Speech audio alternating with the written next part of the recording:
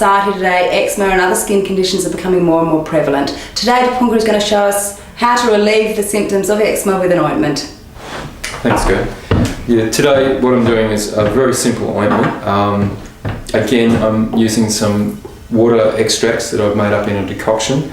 I put some horsetail, some nettles, some licorice and some powdarko in there, all of which are good for, and some yellow dock, all of which are really good for relieving eczema and helping with skin conditions. I'm using some cold pressed almond oil, a little bit of comfrey oil, which I extracted in some olive oil, a couple of essential oils. I'm using some patchouli, which is good for inflammation, and some lavender, which probably everyone knows is really good for soothing, and some witch hazel extract and some comfrey ethanol extract. Okay, comfrey is very good, as I've probably mentioned before, for regenerating skin.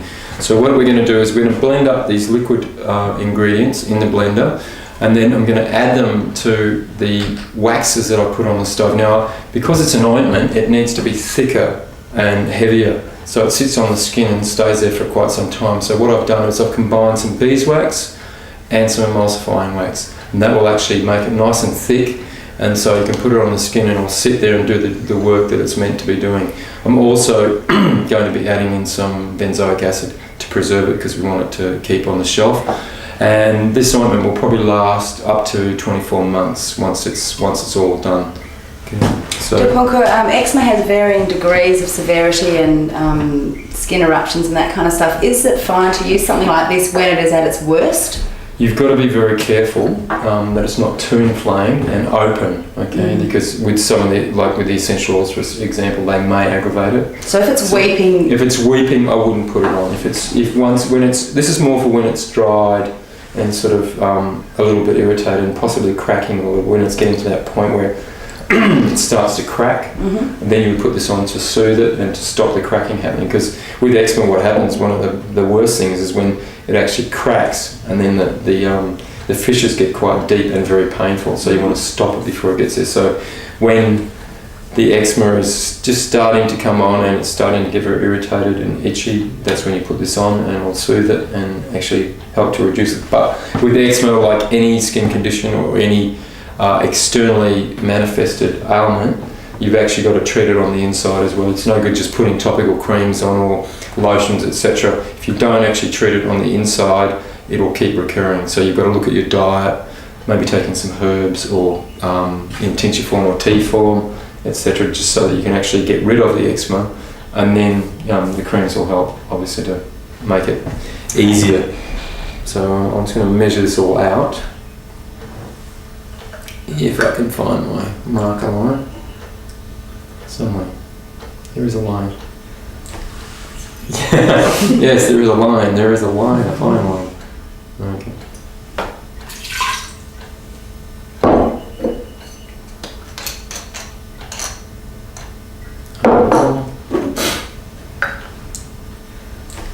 This is a liquid. This is the decoction that I made with the herbs in it. Just getting a little bit, not quite following the recipe there.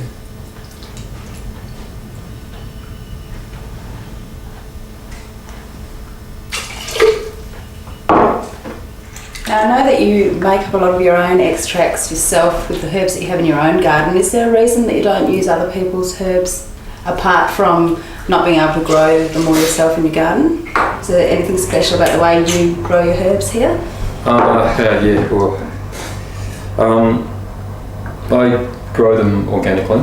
I don't use any inorganic fertilisers. I use mostly mulch, organic manures, and a lot of wood chips and straw, etc. So, and there's also the other side of it is actually making a product that and using herbs that you've grown yourself. It's a little bit more holistic and a lot more energetically and you sound. can be assured of the purity of them. Well, and you can, well, I know that these haven't been sprayed, you know, and even if, you have to trust that people give you product that is what it says it is. If it's organic, it's organic, but at least I know where this has come from. And picking them fresh also the quality is there because you've got them straight away, whereas if you bought something commercially, it might have been sitting around for 6 months, so you're losing a little bit of the effectiveness of the product.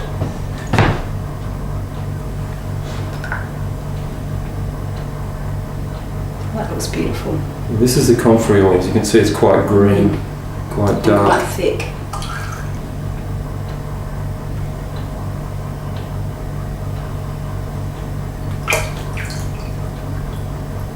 Now I'm going to add some essential oils to this, and the almond oil I'm going to actually put into the pot with the waxes so that there's a little bit of oil to help it melt in.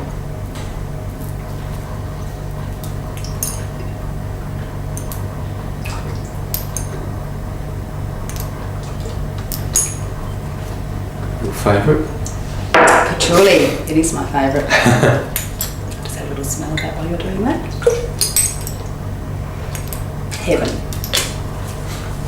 Okay, now just need to blend this up. Now this is the preservative? This is the benzoic acid, yeah. I don't need to use that much for this one because it's only a small amount. It's only about 250 grams, so I'll only use quite a little bit. And with the ointments, because they're quite thick and the beeswax is holding it in there, it keeps quite well. You can see it's quite dark here, but once it's gone into the ointment, it'll actually lighten up and become a little bit whiter. Looks probably pretty grungy.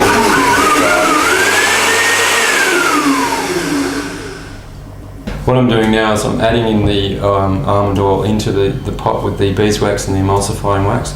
I'm going to melt it down, and then at a certain point I'm going to start pouring in the liquid that we've done in the blender into this. Now I've got a heat mat on this so that it's not too hot. You can also do it on a double boiler if you've got one, so that your wax isn't too hot while you're pouring it in.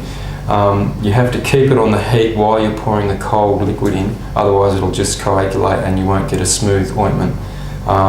You keep stirring it on the heat until you've reached the right consistency, and then you can take it off the heat, and then you need to, while it's still liquid, pour it into your container, whichever container you're going to pour it into, and keep it in. The one trick about this is not to put the lid on until it's absolutely cold, otherwise what will happen is you'll get condensation forming in from the heat, and then you'll get again bacteria and fungus growing in on your ointment, and then it'll be wasted, you'll have to throw it away. And now I'm going to pour the blended liquids into the wax on the stove. As I said, I'm going to keep it on the stove, just slowly adding it in, because as you can see what's happening here because of the heat, and just keep slowly adding it in. I'm going to keep stirring it. I'll keep it on the heat for a little while until it all melts through and emulsifies through, and then I'll be pouring it into the jars that I've put up aside for it. You can see now it's sort of got that very milky, almost custardy look about it. So this is about the time I'm going to take it off the heat, because there'll still be enough residual heat in the pot.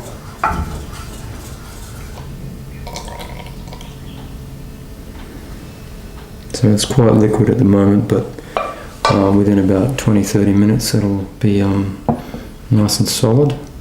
And we'll have to wait for a couple of hours for it to totally cool down, and then voila, we can put the lids on, label it, Fantastic. and away we go. So how often would you apply the lotion? It would depend on the severity of the eczema, but 2-3 times a day. Obviously, I mean, it's going to be a bit thick and greasy, so you couldn't put it on with your best evening gown, but generally in the evenings before going to bed, or maybe in the mornings, just a little bit. On the weekends, you could probably use it a little bit more. Great, thank you so much. No problems.